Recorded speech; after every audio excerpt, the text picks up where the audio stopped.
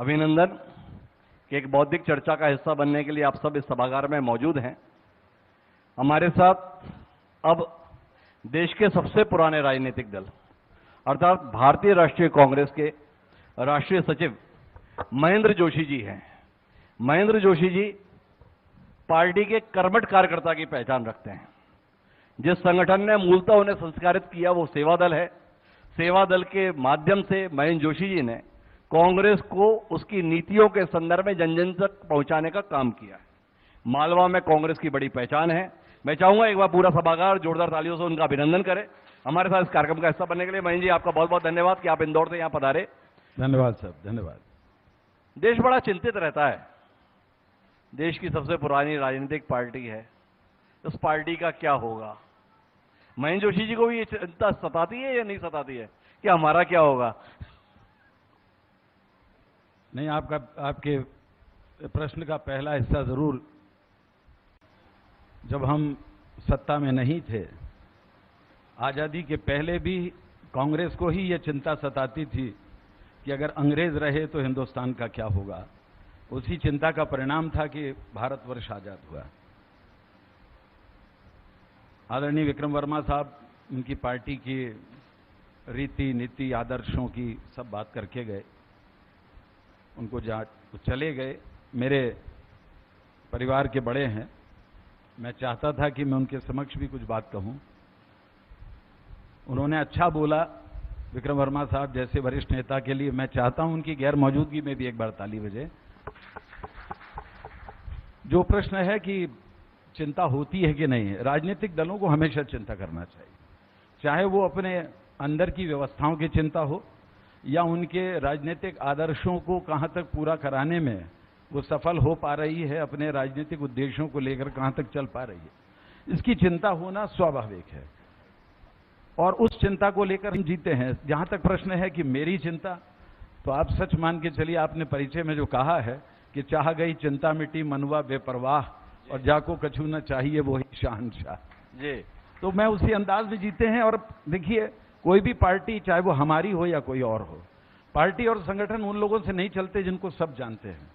Party और संगठन उनसे चला करते हैं जिनको ना तो हम लोग जानते हैं न वो किसी को जानते हैं, लेकिन फिर भी वो पार्टी का झंडा लेकर वो छोटे से छोटे गांव में जब चलते हैं, उस कार्यकर्ता की बदौलत ही ये पार्टी चलती है। और मैं धन्यवाद दूंगा आपको। मैं आपकी अनुमति से इतना जरूर कहूंगा कि आपने ये जो संवाद की स्थिति रखी है, मैं शायद अपने जितने राजनीतिक जीवन में, आपका तो आदेश चला है, आपने कहा कि आप चाहते हैं कि मैं हाजिर हो जाऊं, पर आपके साथ बात करना ये हर राजनीति या सामाजिक क्षेत्र के व्यक्ति का सौभाग्य होता है। इसलिए मैं आया हूं। यहां बात करते समय संवाद की सार्थकता रहती है, वरना मैं यहां आने के पहले, आप सच मान के चलिए, मैंने अपने बहुत सारे मित्रों से विमर्श किया, विषयों पर बात करी, चिंता में मग्न था कि क्या क्या पूछेंगे, आपका सामना मैं कैसे करूंगा। क्योंकि यहां पर वो जो शाम को 5 से 10 तक जो बातचीत अक्सर आपने टीवी चैनल्स पे देखी होगी, वैसा कुछ चैनल पे आपके होता नहीं है। इसलिए यहां आने में हमारी उपस्थिति की भी सार्थकता महसूस होती है। यहां हम लोग आए हैं तो कुछ बात ऐसी निकले जिससे कोई रास्ता भी बने। अभी सिर्फ ये हो रहा है और हम कांग्रेस सिर्फ इस बात को लेकर के चल रही है। और मैं मध्य प्रदेश के लिए भी बोलना चाहूंगा, बाकी भारत की बात चूंकि संदर्भ मध्य प्रदेश का है जी। मध्य प्रदेश में जो काम की बात होना चाहिए उसको छोड़कर के सारी बातें होती हैं जी। जो आपने कहा, बहुत सारे विषय हैं, आपके प्रश्न होंगे तब मैं उत्तर दूंगा, लेकिन मैं इतना जरूर कहूंगा, कांग्रेस उसी चिंता के कारण मध्य प्रदेश में 2018 में हमारा जो एक बड़ा संकल्प था, वो वहां पर हम जीते, लेकिन उसके बाद स्वाभाविक है जो घटनाक्रम हुआ उससे आप सब परिचित हैं। लेकिन मैं 2023 के लिए मैं इतना जरूर कह सकता हूं, हम परिचित है वो तो ठीक है, पर क्या हुआ 2018 में? तो सरकार आपकी बनी थी ना। चली क्यों नहीं? घर को आग लग गई घर के चिराग से जी। कुछ लोग, देखिए, राजनीति में जो बात कही जा रही थी आदर्शों की, जो बात कही जा रही थी कि साहब पार्टी और उसके आदर्श सर्वोपरि हैं, तो मैं उनका आदर भाव रखते हुए पूछना चाहूंगा, भारतीय जनता पार्टी तो ये कहती है कि अगर हमारा एक भी विधायक हो, अगर कोई ना भी हो तो भी हम सरकार बना लेंगे। जी। उस तर्ज पर अगर काम कर रहे हैं तो फिर वो आदर्श और वो तमाम सारी बातें, ये सब कहना मुझे लगता है वो बेमानी है। हम लोगों ने सरकार बनाई, कुछ लोग छोड़कर गए, और वो कौन से आदर्शों पर छोड़ के गए थे इसके बारे में तो ना तो वो आज तक खुद ही आश्वस्त हैं। मैं नाम लेना नहीं चाहता, लेकिन जिनके नेतृत्व में जिन्होंने जो बात कह करके गए थे कि मुझे सड़क पर उतरना पड़ेगा अगर जनता के मुद्दों को कोई ने बात नहीं करी, हमारा इंतजार है कि कभी तो वो सुबह आएगी जिस दिन वो सड़क पे उतरे हुए दिखेंगे। आज तक तो इतनी समस्याओं में, चाहे वो संविदा शिक्षकों की पिटाई हो, चाहे वो बेचारे आंगनवाड़ी के कार्यकर्ताओं की पिटाई हो, चाहे वो युवाओं की पिटाई हो, आमतौर पर पुलिस का अत्याचार, जहां पर राजधानी में अपनी मांगों के लिए लोग जाते हैं। मगर सबसे बड़ी बात यह है, जो सड़क पर कूदने वाला था वो अब कमरे में बंद है, उसकी जबान भी बंद है। उनका उद्देश्य पूरा हो गया, जिस काम के लिए गए थे, सत्ता मिल गई, जहां जाना था वहां बैठ गए, यही उनका उद्देश्य। बड़ा अच्छे शब्दों का इस्तेमाल किया आपने, घर को लग गई आग घर के चिराग से। ऐसे चिरागों को बुझा क्यों नहीं देते आप? वो तो अपने आप ही बुझे साहब, हमको ये भरोसा थोड़ी होता है। चिराग हमने अभी भी सरस्वती जी के सामने जलाया तो कुछ पवित्र उद्देश्य लेके जलाया है। अब कोई अगर मान के चलिए हमारे साथ में कोई धोखा दे रहा है तो ठगा जाता है, वो तो ठाकुर ही कहलाता है। जो ठगता है वो तो ठगी कहलाता है ना। इन्होंने हमको हमारे घर में रहते हुए उन लोगों को लेकर के आप चले गए, तो ये कोई आपका नाम इतिहास में कोई स्वर्ण अक्षरों में नहीं लिखा जाएगा। अरे उनका बड़ा भारी काम किया, उनका नाम स्वर्ण अक्षरों में नहीं लिखा जाएगा, ये तो ठीक है महेंद्र भाई। जानना तो जनता को यह है कि इस बार फिर जिन चिरागों को आप लेकर आएंगे वो चिराग फिर से आपके घर में आग नहीं लगा देंगे, इसकी गारंटी कहां से लाएंगे? अब गारंटी हमने आपको बता देते हैं, हम दूध के जले हैं, छाछ को फूंक के पी रहे हैं। वक्त 2023 में सीधी सी बात है, अब वो बात होगी कि ऐसे चिरागों की ना तो हमारे पास में अब कोई, हम उनको कहीं मौका दे रहे हैं। 2023 में जो सरकार बनेगी उसमें आप मान के चलिए वो मजबूत सरकार होगी, विश्वसनीय सरकार होगी, और 5 वर्षों में वो इस मध्य प्रदेश के भाग्य को पलटने वाली सरकार होगी। जितनी दमदारी आपकी बातों में है, हाँ, उतनी व्यवहार में क्यों नहीं है? नहीं, व्यवहार में भी है। अब माननीय सचिन बिरला जी हैं, वो कांग्रेस के सम्माननीय विधायक हैं, कार्यालय पूरा भगवा रंग में रंगा है, भाजपा के रंग में रंगा है। आपकी पार्टी की दम नहीं है कि उन्हें निकाल पाए। तो ऐसे लिजलिजे नेतृत्व के साथ में आप कह रहे हैं कि जनता भरोसा करेगी, कैसे करेगी महेंद्र भाई? मैं आपको इतना जरूर कह देता हूं, उनका सौभाग्य है कि ऐसे जयचंदों की चर्चा भी आपको करना पड़ती है, उनका सौभाग्य कहता हूं। जयचंदों की चर्चा भले ही कर सकते हैं आप जी, पर इतिहास के नाम तो काला पन्नों में लिखा जाएगा जिन्होंने लोगों को धोखा दिया है। आप जिन आदर्शों पर अगर इतना दम था जी, तो जिस पार्टी से चुन कर आए थे फिर से इस्तीफा देते और फिर लड़ते। सचिन ये जो बिरला विधायक महोदय हैं वो मंच पर कहीं जाते हैं, सदस्यता से इस्तीफा नहीं देते हैं। आप इनको क्या कहेंगे? इनकी तो रीढ़ भी नहीं है, क्या उनके बारे में? पर जिनको आप जयचंद बता रहे हैं वो तो पृथ्वीराज बने हुए हैं, और राजवर्धन सिंह दत्ती गांव यहाँ के हैं, उन्होंने दिया दमदारी से इस्तीफा, जनता ने फिर चुना, बढ़िया मंत्री बनकर बैठे। मैं किसी व्यक्ति विशेष की बात नहीं करूंगा, मेरा बड़ा स्पष्ट सा मत है।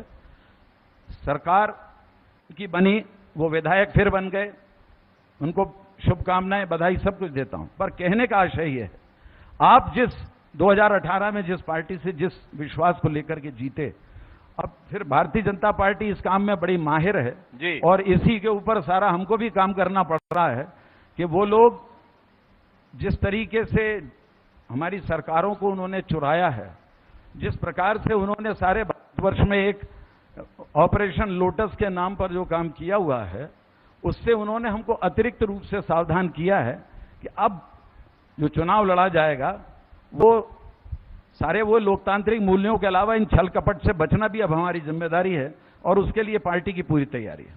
थोड़ा नीतियों पे बात कर लेते हैं। किस आधार में भरोसा करेगी जनता?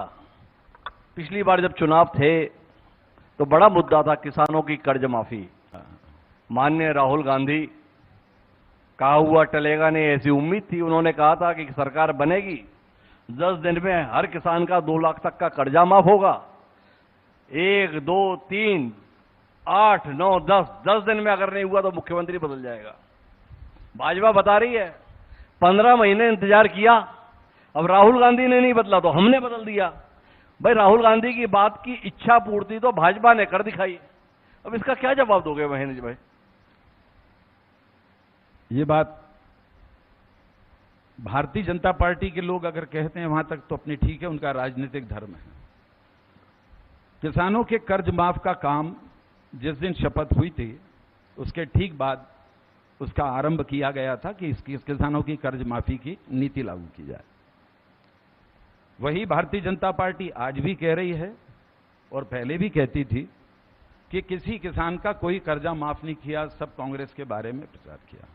उसी के कमल पटेल विधानसभा के पटल पर जवाब देते हैं कि 27.5 लाख किसानों का कर्जा माफ हुआ है, और उसमें से कुछ ऐसे भी हैं जो भारतीय जनता पार्टी के वरिष्ठ नेताओं के रिश्तेदार भी हैं, उनका भी कर्जा माफ हुआ है।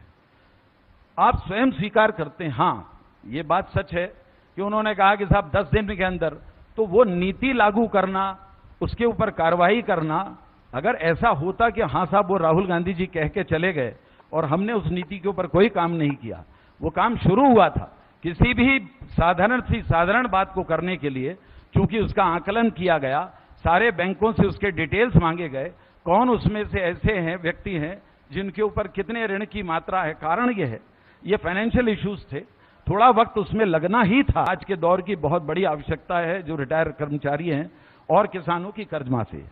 ये जो बातें कही गई हैं, मैं आपको ये बात इसलिए नहीं कह रहा हूं कि मैं कांग्रेस का पार्टी का आदमी हूं जी।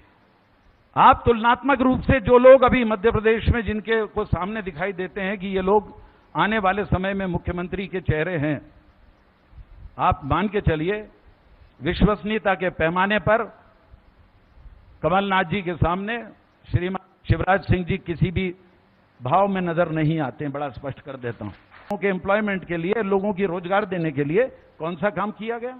कौन सा पीतमपुर जैसा बड़ा क्षेत्र जहां पर इसका और डेवलपमेंट होना था, ये तो कांग्रेस के जमाने की चीज है।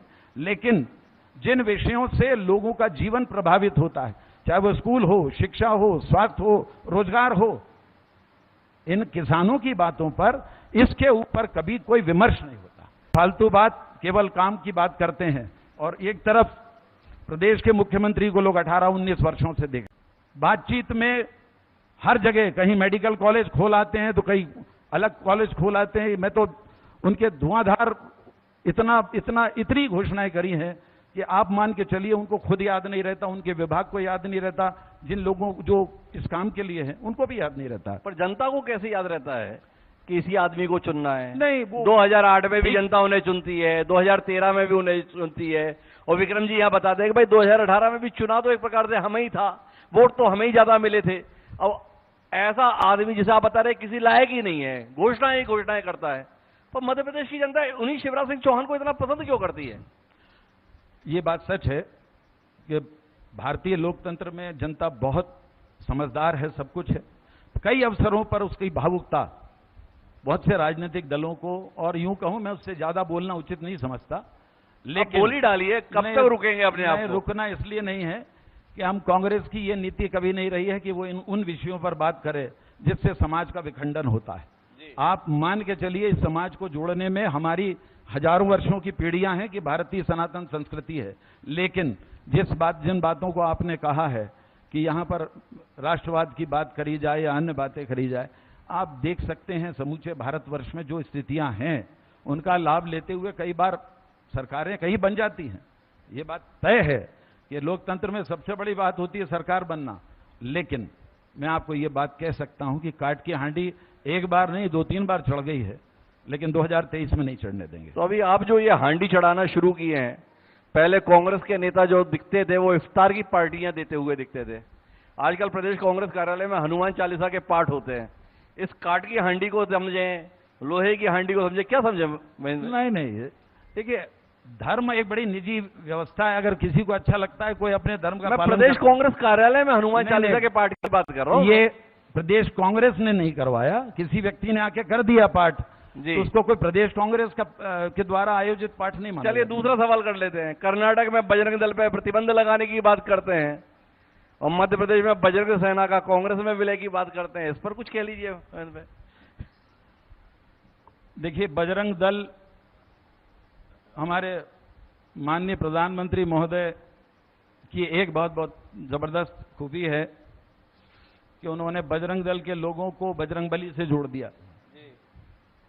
अब ये बात अलग है कि कर्नाटक में लोगों ने उनकी इस तमाम सारी कोशिशों को सिरे से खारिज कर दिया, और जबकि वही उनके ब्लू आइड बॉय थे, सबसे प्रमुख, इतनी रैलियां, इतने प्रचार प्रसार करा, ऐसा का ऐसा ही उन्होंने बंगाल में भी किया था। मैं तो उसमें दूसरी बात थोड़ा सा इसके हट के संदर्भ कहना चाहता हूं। बजरंगबली की पूजा करना या ये सब करना तो अलग बात है। ये कौन सा विश्वगुरु है कि जो 130 में से 80 करोड़ को आप अनाज देते हैं? ऐसा कौन सा विश्वगुरु है कि वहां पर एक डिंडोरी में एक बाप अपने बच्चे को ले जाने के लिए अस्पताल से उसके एम्बुलेंस नहीं मिलती, वो उसके शव को झोले में रख के ले जाता है?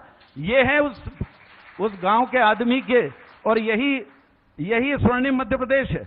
अगर ऐसा स्वर्णिम मध्य प्रदेश है तो हम उसको सिरे से खारिज करते हैं।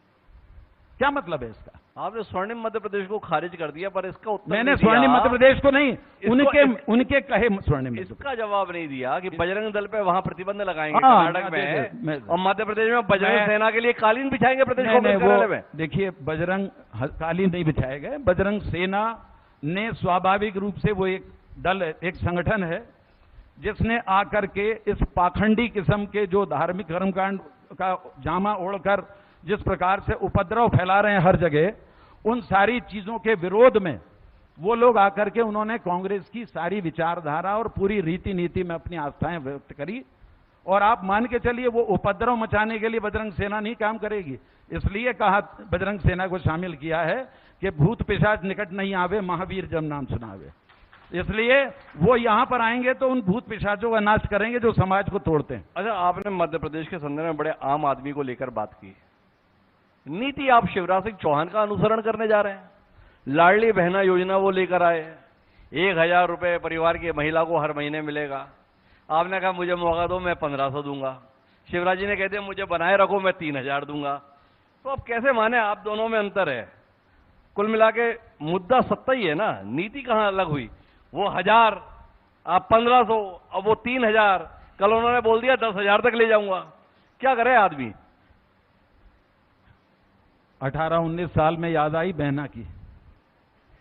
काफी देर कर दी हुजूर, आते आते बहुत देर कर दी। नहीं, देर नहीं कर दी, वो बता रहे हैं, मैं बताता हूं। उन्होंने कहा जब पैदा हुई थी तब लाडली लक्ष्मी थी, अब बहना की स्थिति में आ गई तो फिर व्यवस्था कर दी। ऐसा है, एक राहत इंदौरी साहब का एक शेर है, कुछ और तो उसे आता ही नहीं, कुछ और तो उसे आता ही नहीं, मगर वो झूठ बहुत शानदार बोलता है जी। इस अंदाज में वो बहनों का भैया घुटनों के बल खड़ा हो जाए। मेरा मानना यह है कि जनता के द्वारा चुना हुआ प्रतिनिधि अगर जनता के हित में काम करता है तो अपना सीना चौड़ा करके सामने खड़ा होकर के बोल सकता है कि मैंने तुम्हारे लिए काम किया है, तुम मुझे काम के आधार पर वोट दो। घोषणाओं से मैं आखिरी दौर में बातचीत को लाना चाहता हूं, पर आपसे समझना चाहता हूं महेंद्र, आपने कहा कि नारी सम्मान योजना नकल नहीं है, हमारी अपनी है। थोड़ा आपके माध्यम से पूरा प्रदेश जाने कि लाडली बहना योजना और नारी सम्मान योजना दोनों में अंतर क्या है। थोड़ा हमें पता तो चले ना भाई कि ये आपकी कुछ अलग है, उनकी अलग है। हमें तो अलग केवल इतना समझ में आया कि लाडली बहना योजना जिसका नाम है, अगर भारतीय जनता पार्टी की शिवराज सिंह चौहान की सरकार है तो उसमें 1000 रुपए महीना मिलेगा परिवार की महिला को, और कमलनाथ जी और कांग्रेस की सरकार आई तो 1500 रुपए मिलेगा परिवार की महिला को। अब आप बता रहे हैं कि नहीं नहीं हमारी अलग है, तो थोड़ा हमें बताइए तो सही ना क्या अलग है। देखिए, पहली चीज तो मैं गांव में जो लोग हैं सब बैठे हैं ग्रामीण क्षेत्र से भी, उसमें बहुत सारे नियम और शर्तें लागू हैं, ये बात बड़ी बात। और उसमें जो जितने सारे नियम और कानून सब लगे हैं, उन कानूनों के मतलब ये मान के चलिए बहुत ही विशेष परिस्थिति का कोई एक आध बात होगी, अन्यथा ये समूचे समाज के लिए केवल ये नहीं है कि एक सीमा है कि साहब 23 से 60 वर्ष की आयु में मिलेगी। हो सकता है, मतलब हो सकता नहीं, यूं कहूं तो जरूरत 60 साल के बाद की महिलाओं को अधिक होती है नारी सम्मान योजना के लिए, जबकि वो अपने उस जीवन के अंतिम दौर में होती, उन्हें भी आवश्यकता है, और 18 वर्ष के बाद में जिनको जरूरत है, तो ऐसे सभी का समावेश किया है। नियमों और कानूनों के संबंध में जितने सारे मांगे गए डॉक्यूमेंट, आप देखिए इतने गांव में इतने सारे डॉक्यूमेंट्स मांगे गए हैं, और वही हमारे और उनके बीच में अंतर है कि हमने उसको एक समभाव से दिया है। इसमें इन्होंने छांट छांट के उसमें कंडीशन। थोड़ी सी बातचीत आपकी पार्टी की कर ले। 2018 में एक वीडियो बड़ा वायरल हुआ था। 10 साल मुख्यमंत्री रहे आपकी पार्टी के बहुत बड़े नेता है, नाम दिग्विजय सिंह है। उन्होंने कहा था कि मैं तो भाई प्रचार विचार करता नहीं, मेरे प्रचार करने से तो वोट घट जाते हैं। वो दिग्विजय सिंह इस समय 66 उन सीटों को जिताने के लिए निकले हैं जो कांग्रेस जीत नहीं पाती। तो आपसे जानना ये चाहता हूं कि 5 साल में क्या जनता का मन बदल गया कि अब दिग्विजय सिंह जहां जाते हैं वहां वोट बहुत जबरदस्त गिरेंगे? है क्या इसकी कहानी, थोड़ा समझे तो सही। देखिए, दो चीजें हैं। एक तो दिग्विजय सिंह जी के खिलाफ भारतीय जनता पार्टी का पूरा प्रचार तंत्र, दिग्विजय सिंह जी ने उनको काम पे लगा रखा है कि 24 घंटे उनके नाम की माला जपते। ये उनका बड़ा विराट व्यक्तित्व, आप देखिएगा उनका नाम के बिना तो उनकी काम ही पूरा नहीं होता। दूसरी बात मैं आपको कहूंगा कि आज इस बात के लिए इस सदन को ताली बजाना चाहिए कि 75-76 वर्ष की उम्र में इस मार्च, अप्रैल, मई और जून 4 महीने की संपूर्ण गर्मी में जब आप घर से बाहर निकलना पसंद नहीं करते, हजारों किलोमीटर की यात्रा करके वो प्रत्येक कार्यकर्ता से मिलना जुलना और हर जगह जाकर के लोगों से बातचीत करना, संगठन के काम में कुशल संगठक के रूप में दिग्विजय सिंह जी ने एक आदर्श प्रस्तुत किया है।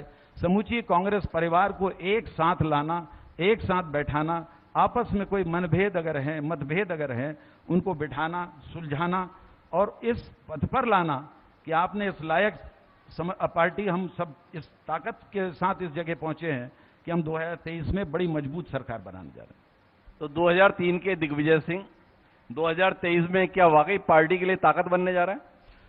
वो हमेशा से ताकत थे और ताकत रहेंगे।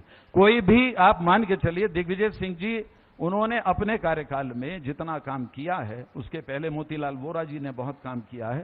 कांग्रेस में आप मानिएगा इतने सारे लोगों के, इनके सबके अपने योगदान है। हम जिस भूमि पर बैठे हैं, ये मालवा और निमाड़ के अंचल से इस प्रदेश को कई मुख्यमंत्री मिले हैं। जो चीजें बनाई हैं दिग्विजय सिंह जी ने 10 वर्षों में इस मध्य प्रदेश के लिए, मध्य प्रदेश के वंचित समाज के लिए जितना काम किया है, आदिवासी समाज के लिए जो काम किया है, जो नीति रीति बनाई है, वो प्रशंसनीय है। अब राजनीतिक रूप से आप किसी को इस तरीके से प्रचारित और प्रसारित करते हैं कि उनको आप अलग रूप में प्रस्तुत करना चाहते हैं, तो भले ही करते रहें, लेकिन सबसे बड़ी बात है कि अगर आप यूं कहें, धर्म के क्षेत्र की बात करें, तो 3,500 किलोमीटर की पैदल यात्रा करने वाले दिग्विजय सिंह जी, वो भी नर्मदा परिक्रमा करी है उन्होंने। ये और वो जिसको कहते हैं व्यवहारिक हिंदू हैं, प्रैक्टिसिंग हिंदू जिसे कहते हैं, वो पूरे धर्मों का पालन करते हैं, पूरे आदर्शों का पालन करते हैं। यही तो सवाल है कहा कि दिग्विजय सिंह का अपने आप पे भरोसा क्यों नहीं है? उनका भरोसा, ये बात सच है कि उनके, आप अंदाज लगा लीजिए कि जब दिग्विजय सिंह जी इतने भरोसे वाले आदमी और वो किसी व्यक्ति में भरोसा दिखा रहे हैं, तो आप अंदाज लगाइए कमलनाथ जी कितना बड़ा व्यक्तित्व होगा, कितने बड़े व्यक्तित्व। तो कमलनाथ जी के इतने बड़े व्यक्तित्व पर दिग्विजय सिंह का भरोसा है, पर दिग्विजय सिंह के ही साथी रहे अजय सिंह, गोविंद सिंह, अरुण यादव, इनका भरोसा क्यों हिलता डुलता रहता है? किसी का कोई भरोसा कहीं नहीं हिला है। सर्वसम्मत 22 नेता एक जगह पर बैठे थे, उनके बीच में बिना ये कहे कि ये कोई प्रश्न ही नहीं है, लेकिन ये उत्तर आया था, हम सबके सर्वमान्य नेता, मध्य प्रदेश के भावी मुख्यमंत्री के रूप में आदरणीय कमलनाथ जी, हम सबको सर्वसम्मत से हम अपनी स्वीकृति देते हैं। कहीं कोई गुंजाइश नहीं है। आपके अनुसार गुंजाइश नहीं, पार्टी हाईकमान की तरफ से अभी तक कमलनाथ का नाम घोषित नहीं, तो ये विरोधाभास क्यों है भाई? देखिए, पार्टी हाईकमान अपना काम करता है समय पर, लेकिन सर्व स्वीकार्यता हमेशा राजनीति में सबसे बड़ी बात होती है। बहुत खामोशी है, अब शोर आएगा। बहुत खामोशी है, अब शोर आएगा। तुम्हारा वक्त आया था, हमारा दौर आएगा। तो अपने दौर आने की उम्मीद के साथ में है महेंद्र जोशी जी। पता चल जाएगा कौन सा वक्त आया, कौन सा दौर आया। लेकिन इतना तय है कि 2023 का जो चुनाव है वो एक कठिन चुनाव रहने वाला है।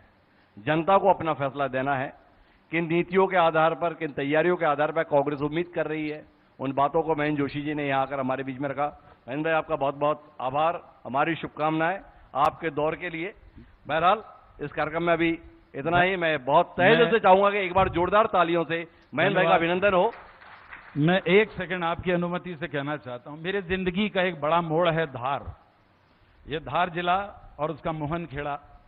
मेरे बहुत सारे साथी यहाँ सामने बैठे हैं, मैं देख रहा हूँ, कमाल बैठा है, प्रवीण बैठा है, और हाँ मेरे साथ संगठक रहे बहुत सारे।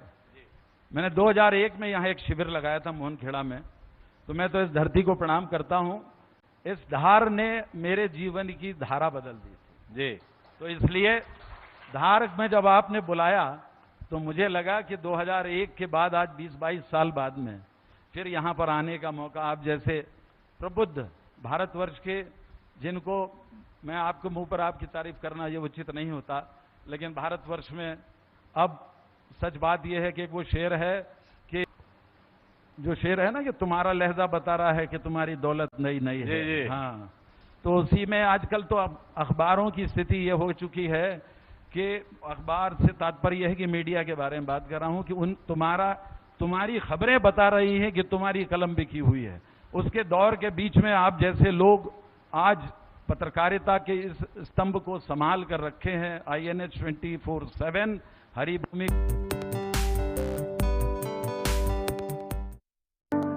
इस कार्यक्रम की